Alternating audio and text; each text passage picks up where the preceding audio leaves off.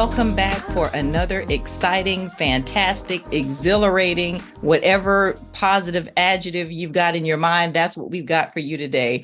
Pivot by Faith. We are back once again with another phenomenal guest. And those of you who are watching this may know this gentleman. I have had the blessing to work with him in the public schools, and he is an awesome leader, man of God, and you're going to hear what I'm talking about when you hear him talking today. But this, for those of you who do not have the pleasure to know him, this is Dr. Napoleon Bradford, Pastor Napoleon Bradford, and he is going to share his pivot story in his own way. He has so many projects and entrepreneurial endeavors that are going on now that he's doing. And I know that he'll at some point share the endeavors that he's in during this podcast as well. But not to delay, I want to make sure everyone sees him and hears his voice. So welcome, Dr. Napoleon Bradford. Thank you, Dr. Nixon, for this. For the warm introduction and for the opportunity to be on this platform with you. I'm so honored, so honored. Well, right back at you, because I've been seeing all of the great things that you've been doing online through social media and the lives that you're touching, the endeavors that you have taken in. And one of the things that you and I discussed right before we started recording was about the mission of Pivot by Faith and how the podcast really focuses on people who know what it's like to have taken a journey, maybe had to take a pivot in some way, shape, or form, and have been able to inspire others in the process. And so I know you have many areas that you can touch on in regard to that. And so I'm just going to let you share in your own way. Can you share with us your faith story in regard to having to take a pivot, whether it's in your business or in your life in general? I think, and I thank you for the question.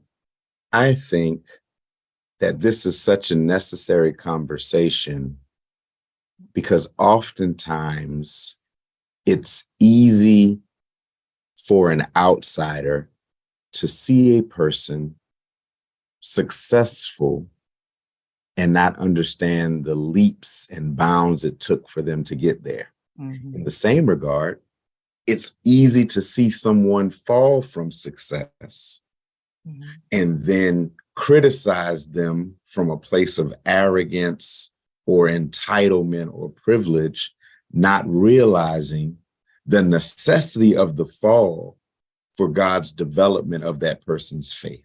That's right. If we were to really all take account of our lives in totality, what we would find is there are multiple pivots that have taken place in each of our lives. Dr. Bradford's powerful story continues as he shares that his pivot journey actually began at a very young age, even at high school and into his pursuits to attend college. He faced some challenges that he overcame because he pivoted. Take a listen. I didn't get into Morehouse because of the expense, even with scholarship. So we had to pivot to the College of Charleston. Went to the College of Charleston, still focusing on biology, but failed biology class, biology 102, because of my inability to sketch what I saw through the microscope in a lab. Ended up going to a program where it was Caucasian teachers in an out-of-school program with all African-American men. And at that day, I went and changed my major from pre-med to education, right? Another pivot. So I think in the big course of things, each of us have multiple pivots, not understanding that the pivot seems to be a lot of effort on our part. But if you think about the sovereignty of God, it's really just God leading you to get back in the direction God intended for you to go. in the first place, right? I'm a second generation educator. My father and my mother were both educators in Sumter. It was in my DNA, right? But I had but God knew where I needed to be. I think that, fast forward in Morris, a student taught High Hills Elementary, taught Rafting Creek 1 year, then went to grad school with this grandiose idea that I was going to come back and be an administrator. Taught 1 year, 4th grade and 5th grade math, science, and health. 20 years later, transitioned to Maryland, certificate still valid, entered back into the classroom 20 years later, teaching 5th and 4th grade math. So again, part of God's plan is so oblivious to us, not really understanding that God not only keeps God's promises, but God does have a plan for our life. Right. So I think that to the listener, it's important, right? To not see where you are as a permanent place, right, nor to see it as a place of failure. It is a place of process, right? We are constantly being processed. And sometimes our processing comes at the expense of pain. And other times our process comes at the expense of promotion, but it's still process. And we cannot allow the good or bad days to emotionally entrap us or excite us to the place that we think we've arrived at a place of permanence. Because in a matter of moments, you can move from mountaintop to valley. Yes. But understanding that God is both God of the mountain and the valley, that even the valley is not a permanent place. Right. If you keep climbing, you will once again, right, achieve the heights of the mountaintop. But again, even there's no permanence there as well. Dr. Bradford, first of all, you had about 5, 6, maybe 7 sermons in what you just said, first of all. But when you talked about the valley and the mountains, I had to reflect on my own valley, one of my own valleys, where I left a full-time job to start a business that ended up failing. And sometimes when you have that kind of thing happen, you start blaming yourself. You think, what did I do wrong?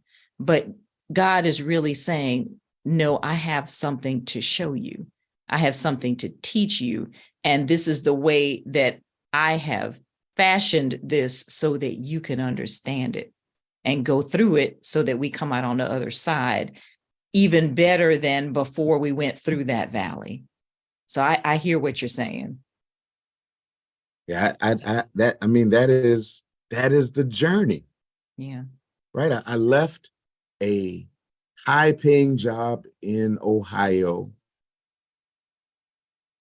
to come back to an administrative job in Sumter, taking a $30,000 pay cut.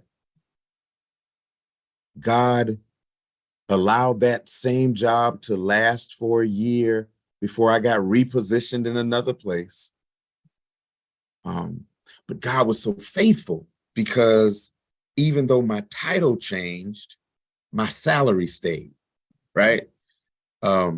Just like you, that there was going to be another change that I just decided, you know what? I'm okay. I'm going to step out.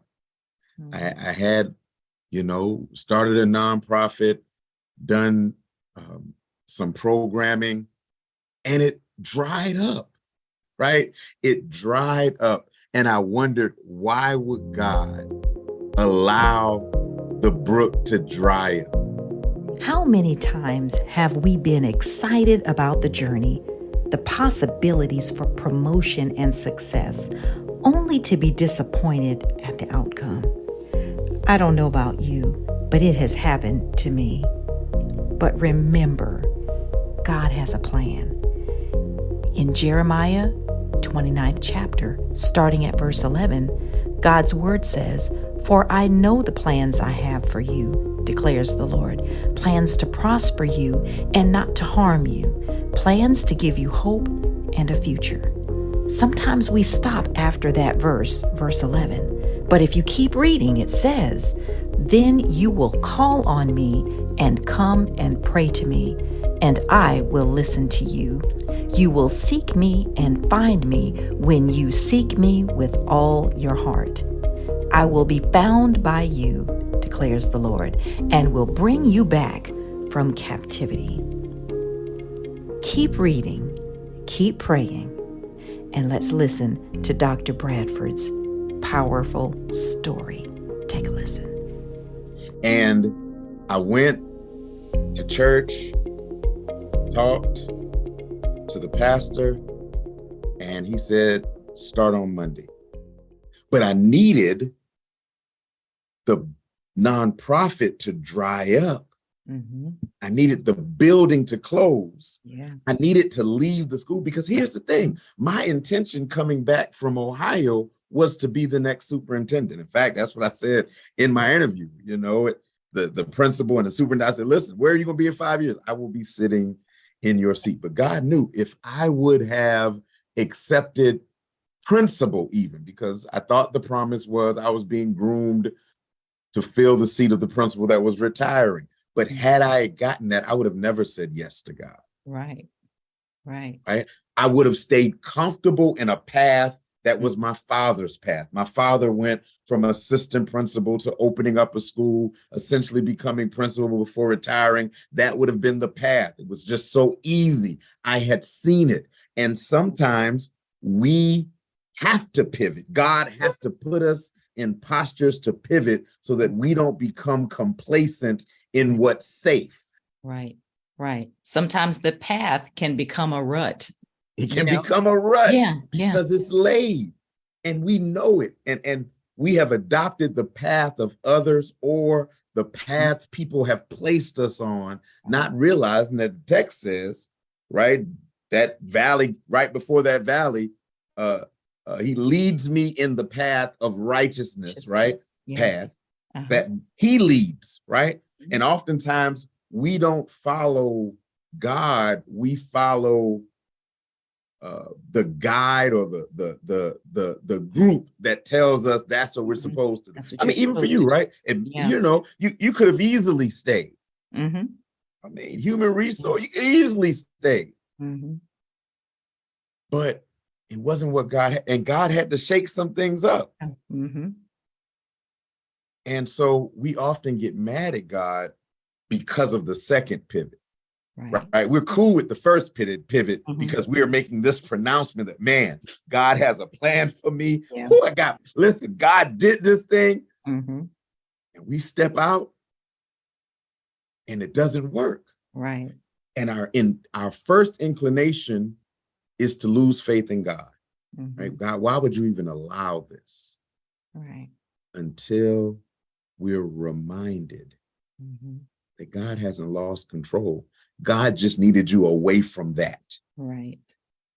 God needed to provide separation from that. There's a whole lot waiting for you, but you would have never accepted it if I would have just told it to you in the first. If I would have told, if you would have heard podcasts those years ago, you wouldn't have left the comfort of a salary for a podcast. I know. Right. That would have been the caveat, right? Yeah. Ooh, and you're thinking, you know, Lord, right? And not, I'm just saying, like, in the big scheme of things, God knew what it would take to get you to step. Yeah. Right. So Bible, Matthew 15, Mark 5, maybe Mark 6, Mark 5, maybe we'll go back to Matthew 14. Jesus is walking on the water. Peter says, if it's you, that's Peter, bid me come. Jesus says, come. Peter steps out of the boat onto the water. Immediately, we look at the fact that Peter only walked for a little bit of time, before he was able to, before he sunk, right? And had to cry out. That's Matthew 14. Right. To us, and to many who think about it, we criticize Peter for his lack of faith, his inability to keep his eye on Jesus, his allowing the wind to distract him. But he did something nobody else can ever say they did. Right. And it led to him being able to pronounce in Matthew 16 that you are Jesus, Son of God.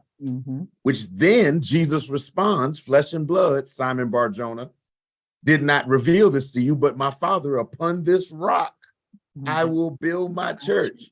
Yes. It wasn't upon Thomas. It wasn't upon John or James. Right. It was upon the confession of Peter, because Peter had stepped out of something that if he was not so bold to ask, would have not been allowed to step out. Sometimes when God rewards us with our ask, it's not for the moment. Right. Right? It's for something far greater. When I asked and said, God, I'll be back in 5 years, I remember telling that to my Rafting Creek principal. Right? I'll be back in 5 years. Right? I'm gonna come back because I wanted to come back as a principal. God rewarded that. I came back as an assistant principal 5 years later to the year. But it wasn't about that. In my mind, that's what it was about. But it was to bring me back here, back to Sumter, for the purpose of launching more stuff. So I think that the idea of a pivot and the pain that comes from a pivot sometimes, the promotion that comes from a pivot, I think the power in it is just trusting the God of the pivot. That's right. Period. That's right. Yeah. Yeah. You know, you were just talking about having to do this pivot and having to go through what you go through, because sometimes, like you said, even when you pivot, the pivot may not work, but then you've got to take another pivot. When I took a pivot, when I left the school system, I prayed before I left, I prayed that God would take control of my schedule. And he didn't take control of it the way I thought he was going to, but he took control of it. And I now have that peace that surpasses all understanding, because I have the ability to create a schedule. But of course, I have to pray first. So ultimately, God now is in control of my schedule. Whereas before, I would not allow that. But that's what I wanted. And that's what I was certainly seeking after. But you talked about when you pivot, it may not always be what we think it's going to be. And it can sometimes even be painful. For those people who are listening right now that want to make that pivot, whether it's a job, maybe it's a major decision in their lives, what should be the first thing that they should consider before making a move? Well, I think essentially, the course to pray and wait for God to answer, but even bigger than that, I think it's to take a mental journey backwards, because I'm pretty sure that this is not the first decision of great weight you've had to make. I think sometimes the new pivots are so magnanimous because we have forgotten past pivots. So as a result, we have become so comfortable in the direction we're going that we forgot that this has not been a straight shot. We've had to turn to get to this direction. Yeah. And I think so many of us have been on the road in cruise control so long that the shock to our system of having to brake or hit the turn signal or accelerate or slow down or even U-turn frightens us. We've been lulled, right? We've been lulled in a sense of comfort and complacency. So the shock of a new challenge puts us in a state of anxiety, a state of uncertainty, which is why we need to just breathe and remember, hold on, listen, this is not your first job.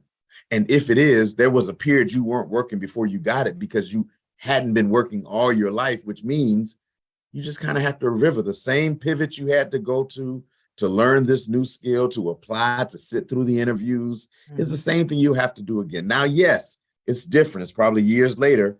You're going to have to take some steps. So now that it's a second pivot, you're going to have to do things like balance yourself, polish yourself, make sure everything is working. Because if you haven't pivoted in a while, you may be out of practice. Right? So you have to make sure you're functioning, meaning for a job, you have to make sure, look, you're groomed, you've done the work, you've done the research. It's not like where you were working where they already knew your name. Unless you're going for a promotion, you still have to gather the information that you're presenting to present your best self to them. If it's a life decision, same concept. You have to take time to reflect over past life circumstances and challenges that you thought at that time you wouldn't have made it through, yet you've survived. So you now approach a new pivot as a survivor as a veteran. That's it. So you support every new pivot as a veteran of past pivots. Right. In other words, you've survived them. Right? Even if it's something as simple as first grade, second grade, you survived. You graduated, got a GED, or at least stopped the high school season of your life. You've now moved on. You've paid a bill before. So yes, it's a new bill, it's a different bill, but you have some bill paying experience. You've been told no before. So as you approach something where you may get a no, listen, you've been there before.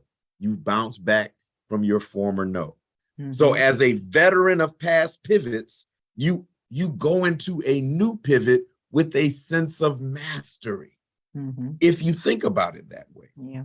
If you don't think about it that way, every new pivot will be like a brand new first time. Yeah. Yeah. Strengthening you each and every time. And you may not even feel that strength, almost like going to the gym and you're lifting weights. You may not feel it right away, but when you encounter that next challenge, you're going to notice that, or at least in my experience, less things tend to bother you. You know, you've been through so much already, so you can deal with that plus some. So yeah, especially if you, so part of what we have to do now, and I didn't mean to cut you off, and I apologize. No, go ahead. No, you're fine. But part of what we have to do is be cognizant of our pivots. In other words, we have to start recording in our memory these moments of making change, right? These moments where changes are made. We have to be able to record them so that we can go back to them. So they build our library, our trophy case of past pivots. Right? Think about going to the grocery store, right? If it's muscle memory to us now because we've gone to the same grocery store. Many of us go to the same one. But if you really think about how many turns it takes to get to your grocery store, from the time you back out of your garage or off of your driveway and hit the first stop sign, you know, so when you think about that, if we just do it and not record it, we will become anxious when turns take place in front of us. But if we remembered that this is not the first turn on our journey. That's right. Right? We had to do this to get here. So of course, we're going to have to do it to get to the next place. Right. So Dr. Bradford, tell us how people who are ready to pivot, how they can build up their resilience against the naysayers. Why are you leaving that job? I can't believe you want to leave that job with those good benefits and the retirement and the good salary. How do we deflect the naysayers and focus on what God is telling us to do? That would be the first part. I think you just did it, right? You just stated it. You reverse design, you backwards design this question. First thing you must do is you must know that God is telling you to do it. Right. Or you must at least know if God is not because we can't assume that everyone listening is a believer, but you have to know that this is a decision that you want to make for yourself. In other words, anytime that you make decisions based on other people, then other people have control and voice and have the majority vote of your decision, right? They become the major stockholder in your decision. And that's oftentimes why many people who need to pivot pass their pivot because they're so controlled by the crowd's opinion, right? Many people probably should have already left that job. They should have already left that relationship. They should have already made that change. They should have already gone back to school. They should have already adjusted their skill set. They should have already launched their business. But because they've allowed their peers or family or friends to be the major stakeholder in their decision-making process, they get outvoted. Because as soon as they present the concept, they get 12 reasons why it's unfathomable that they participate in that. So we have to take ownership, right? If you're following God, then God has the final say. And if God says it, then here's the second thing. You have to trust, and this is going to be rough, because oftentimes we try to co-sign God's voice with somebody spiritual or somebody we trust. So we tell our dreams, we tell our visions, we tell to try to see how logical it is to the pastor or to our friends or to our, we try to, God, well, I believe God told me this, but what do you think? See, that again splits, right, the decision-making process and gives people power who were not present when God had the conversation with you. Right. It wasn't a conference call when God called you. More than likely, God didn't take anybody's vote to make the decision. God didn't need anybody to second the motion. Right. God told you. So that means you have to be willing to not be validated by the people you hold credible, because you have to hold God's command even higher than their credibility. Right. That's the first step. So if you're not a believer, the same thing. You have to believe in yourself and what you have been told, what you're trying to do. You have to believe in it. And you have to go in understanding that people who think they have your best interests will still keep you in bondage, because if you're unhappy with where you're working and you have a dream of doing something independently or entrepreneurially, then no matter what job, I love this. I'm about to cry. Because here's the thing. If you're called to do something and somebody gives you an application to another type job, that is still not the fulfillment of what you are called to do. And they don't know how to handle it because it falls out of the constructs of their control and of their comfort.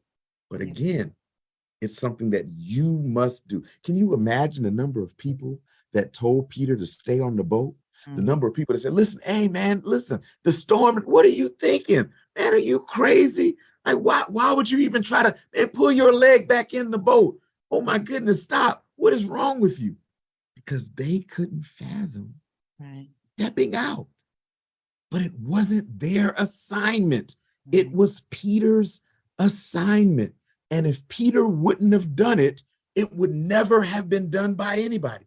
What if what is burning in your belly is your assignment assigned solely to you, where there is no other model, because you are the prototype and if you don't do it, it won't ever be done. And society has us believing that somebody else will do it. Man, you don't have to do that. Somebody else will do it. You, man, just wait. You're not.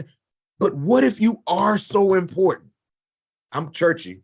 Right? We just 2 weeks shy of resurrection, right? There was nobody else built to die on the cross for us but Jesus. What if Jesus would have allowed his own insecurities and the crowd and Peter and his friends to say, look, you don't have to do this. But Jesus knew that if he didn't do it, all of us would be lost. Right. So when you think about the influence of people as it comes to you announcing and pronouncing and pursuing what is in front of you and what God has birthed in you, and sometimes you have to ignore them. And that's hard because you value their opinion. Right. And you know that until you produce, especially after you pronounce. And this is something, right? Until you produce, after you pronounce. Now, I would say I'm learning, but at this point, I don't even care. But I always say, well, you don't tell everybody your dreams. Yeah, I understand the Joseph narrative, gotcha. But once you pronounce it, though, understand that you have the burden of proof. Yeah. Because every time you encounter them and they haven't seen it come to fruition in the back of their mind, they have a "I told you so" on the tip of their tongue in case you say I'm changing my mind. But once you pronounce, understand it's not going to be cool between y'all until you produce. So you have to be willing. Yeah, and having the courage to do it and not turn around, to not take your hand off the plow, to turn around. You have to be focused. I push it, though. I'm going to push back. Because again, sometimes in our desire to produce, we still act prematurely of God. In other words, God gives us what God says we're supposed to do. We're so in a rush to do it, to prove the doubters wrong. We sometimes make errors, right? So sometimes part of our pivoting is after we've pronounced to actually get to the promise. We're going to have to pivot a couple times. And we can't, I will say this, we can't be so ashamed of having to do it again, or having to do it a different way. Right? That we then feel like failures, because that's the enemy. So the enemy will tell us that 2 pivots is a failure. You were only supposed to shift 1 time. God told you, right? God doesn't love you. God set you up. You're failing, right? I remember having to close the Center for Excellence, right? After not having enough high school students to continue the program. And I remember thinking that this was a waste, right? Now, out of this, we were able to do probably about $1 million worth of programming. Summer programs where we took families for 2 consistent summers on multiple state college tour trips for free. I mean, we were able to do amazing stuff. And some of my students now are teachers that, but the enemy will have you thinking you're a failure. But this is what happened. I love God, right? And I didn't catch it till just now. So this is fresh. God allowed the program to be audited 3 years after, right? God brought the audit team in from the South Carolina State Department of Education, and we passed the audit, right? And that may not seem like much, and as I reflect, it's major, because what God said was that season is over, right? There's nothing left, right? Don't feel bad about it. Right? It's not a loss, because a loss would have been an infringement found that could have had me repaying or reworking. But God, listen, 2 days they were there.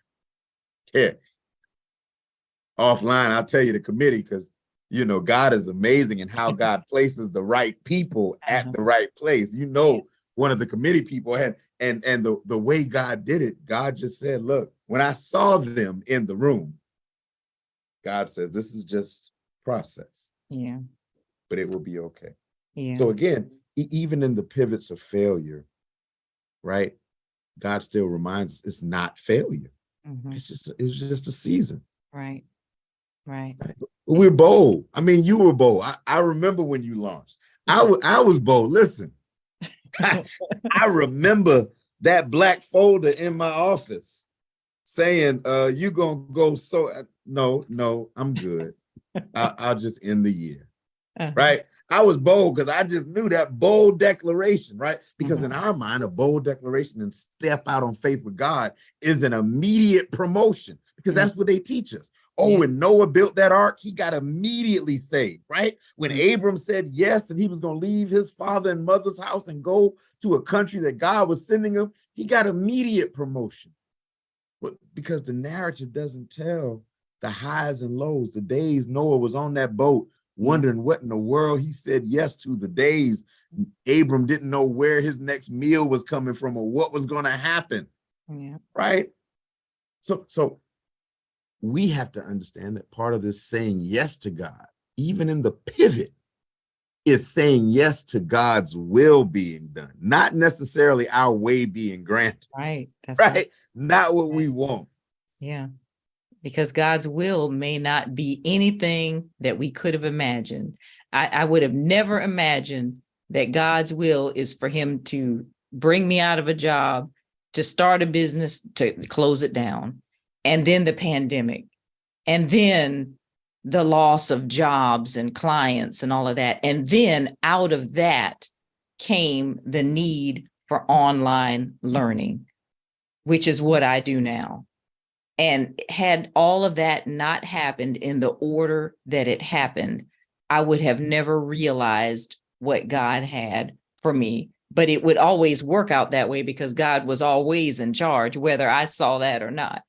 So it's just amazing how God works out those things that we don't even want. We don't want to go through them. We're going through them and we don't know why. But on the other side of it, we can look back and say, that's why that happened, because it brought me here.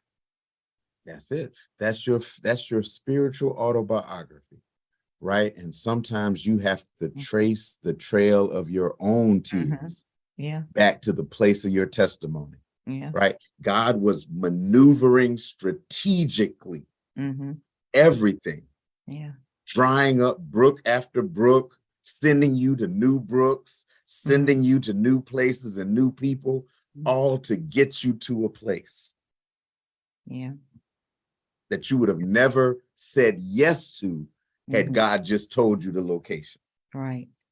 And Dr. Bradford, you were talking about people and careers and making those choices, making some of those hard choices. And that's what you do now, or part of what you do now. You influence the lives of so many people as a pastor and as a mentor as well. At this point in our podcast, can you kind of share what it is you do in terms of how you make a difference every day in the lives of others? I have been blessed with several roles. So I am an elementary school school counselor. I'm a professional school counselor, which is kind of a return to my roots. I was a school counselor from 2002 until 2010. So 20 years later, I'm coming back to where I first began. I am a chaplain in the United States Army National Guard in South Carolina, military chaplain, where I am currently at the battalion level working with about 800 soldiers, kind of providing religious support.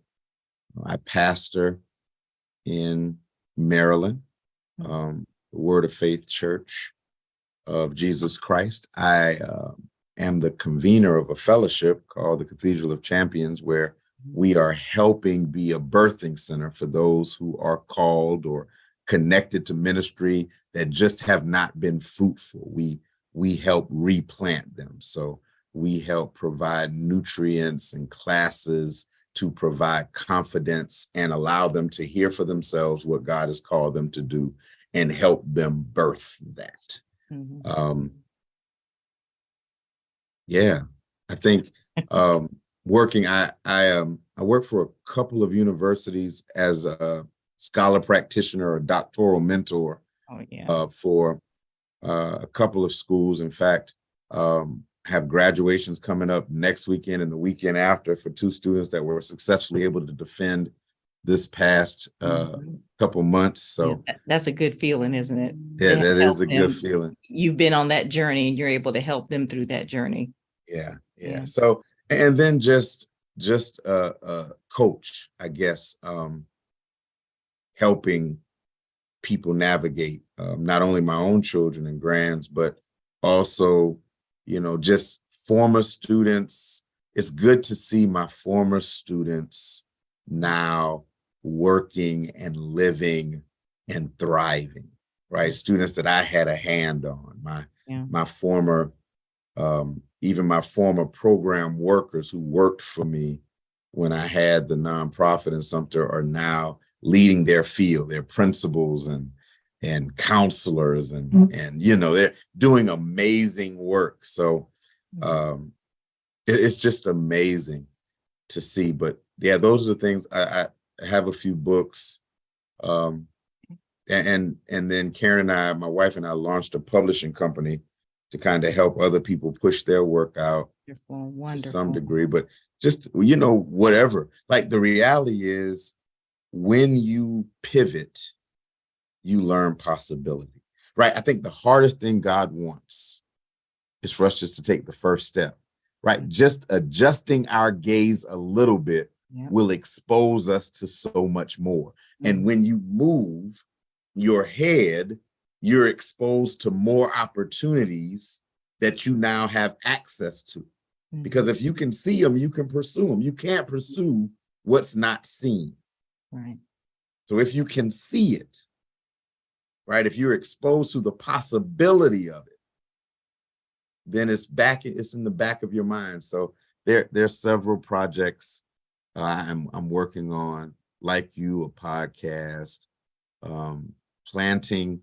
I have a new model. I'm really big on creative models of ministry. So I have a new ministry model that I am preparing to launch in both South Carolina and in Maryland. So I'm really excited about that, and the impact it's going to have well beyond just a worship service, because I believe that that's only a piece of what God wants from us. Right. Now, I know that you're working on several projects, several things going on, and that is another example of what I have talked about with so many guests that have been on the podcast, is that you don't have to just say, I'm going to do this one thing and that's what I'm going to do. It's okay to do that one thing, but sometimes if different ideas and visions are revealed to you, to have the boldness and the courage to step out and say, you know what, I'm going to do this too, and be surrounded by people who are going to help you, help those things come to fruition. Those kinds of elements are so important in the life of an entrepreneur. So that's wonderful that you have shared all of those endeavors that you're in. Yeah, I think that this is a shift from, our generation. Those before us were really bent on just one thing. Right. That one thing provided everything for them. Yeah.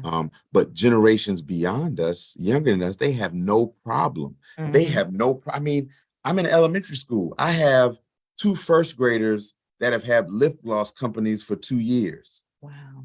Right. I was just with somebody who was telling me that he helped a 7-year-old buy their first house or something, or a 13-year-old buy their first house. These are YouTube influencers. Yeah. I mean, I remember when I first was a first school counselor last year, and asking first graders what they want to do. I have a pop-up shop. I'm getting ready to launch my YouTube channel, right? And these children, by the time they're 4th grade, will have TikTok. They will have social media money, right? Yeah. They have followers of 7,000, 8,000, 10,000, 20,000 followers in the 4th grade, right? So I really think that we have to be okay. We used to hear this adage, jack of all trades, master of none, as if it was a bad thing. But if each of the trades that I'm a jack of are paying $10,000 a month, and I'm a jack of 10 trades, then that's $100,000 a month, and I ain't got the master none. Right? You think about it, it was a mindset that used to teach us to be kind of focused. But the people who are successful have their hands in things that you may never know. Yeah. So I think that we have to be okay with being able to do multiple things, especially to not become dependent. So part of my pivot, there was a season there was a season where I was penalized at a job and my salary was cut in half. In fact, at one point, they were not going to pay at all. And that piece of my life taught me I can't be dependent on somebody else, on one thing to pay me. Mm-hmm. Right? Yeah. Because if that person is who I'm dependent on, then I then either idolize them or I conform to their thinking out of the bondage of needing a check. Mm-hmm. Multiple streams of income is the thing. Multiple streams. Mm-hmm. And also remembering who the source of our income is in general. Right. It was never the school district, Mm-hmm. even though we thought that. Mm-hmm. It was always God that allowed us to pass the interview, right? To get hired. Right. It was God that did that. And so once we realize that God specializes in streams, in fact, at the creation of Adam in Genesis 2, he takes Adam to 3 streams, 3 rivers. Mm-hmm. So if God don't specialize in streams, right, then so that means we have to not become so pigeonholed in always relying on one thing. Right. But we haven't. Like, tax refund is a stream. I mean, if you use it properly, if you get it, I haven't gotten it in a while, but for I was those about to say, right, it is a stream though, because it for those who repays get it, yeah. but for those who get it, if it's used properly, it is a stream. Right. And so when we think about why the need for entrepreneurship, it doesn't have to be anything major. Mm-hmm. But if you make t-shirts, I have a friend that does t-shirts. Yeah. Mm-hmm.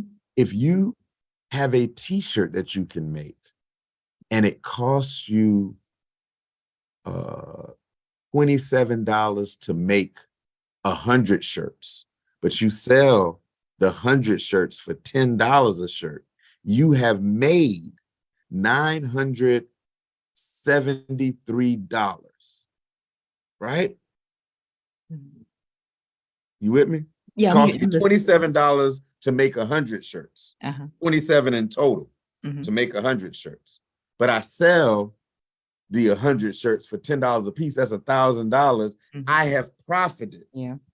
So if I do that once a month, that's almost $1,000 extra income, $12,000 a year. So it doesn't have to be anything major. It's just the ability to step out of your comfort zone. Yes. And devote time to something productive that can pay you. Yeah. And sometimes it's just something you love already. Yeah. Yeah. It's amazing what you can find and not even really have to look, but like you said, something that you already have a passion for doing or have a talent for doing that can be profitable in as a business that you can start. So it really is wonderful. And you mentioned about mentoring and different capacities. I know that is definitely an area that many people can look into as well to help get that motivation to get going. So that is absolutely wonderful. Dr. Bradford, you don't know how much I have enjoyed talking with you during this podcast. I have a feeling this is going to be a 2-parter because I can't cut any of this out. This is all good. So I really appreciate you taking the time out to share your story of the pivot and to provide encouragement for those who may be afraid to get out of the boat. And you gave us a new perspective on looking at Peter and the courage that he had to step out of the boat. So hopefully we can be like Peter and have that courage. So Dr. Bradford, thank you so very much. Thank you again for the invitation. And anytime, I just had a great time catching up with you. Excellent. Excellent. Thank you. Thank you for tuning in to the Pivot by Faith podcast. Please know how much your prayers and support for this podcast are appreciated. If you enjoyed this episode, I encourage you to leave a review and let me know what you enjoyed and what touched your spirit today. Be sure to visit my website at denisenixon.com to learn more about the podcast guests and to receive notifications of new podcast episodes and special video clips that you'll find when you subscribe to the Pivot by Faith YouTube channel. And to all of my fellow entrepreneurs out there, remember, you've got this because God has got you. Peace, grace, and blessings to all. Keep praising God Almighty in the name of Jesus. And let's connect again with the next episode of Pivot by Faith. Take care.